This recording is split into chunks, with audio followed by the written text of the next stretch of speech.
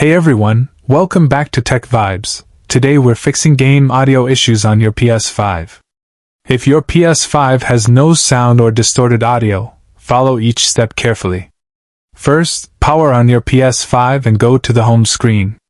On your PS5, press the PS button and open the control center. Check if your PS5 volume is lowered or muted accidentally. Increase the volume from the PS5 sound settings. Now grab the PS5 controller and press the options button while in a game.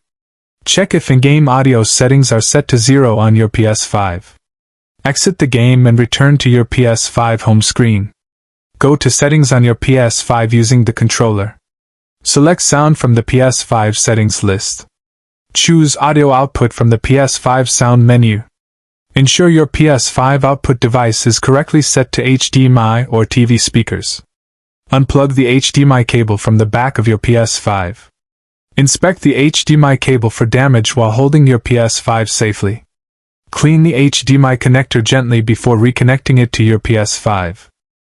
Also unplug the HDMI cable from your TV and reconnect it firmly for your PS5. Turn the TV off and back on while keeping the PS5 running. Now switch to a different HDMI port that works better with the PS5. Restart the PS5 by holding the power button until it beeps twice.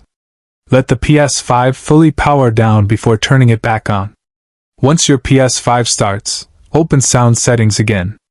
Change the audio output format on your PS5 to linear PCM. If you're using a headset, unplug it from the PS5 controller. Clean the controller headphone jack used with the PS5. Plug the headset back into the PS5 controller securely. Now press the PS button and open mic settings on the PS5. Make sure the PS5 isn't routing audio only to the controller. Switch output device to TV/AV amplifier on your PS5. Test audio in a game again on your PS5. If there's still no sound, open settings on your PS5 again.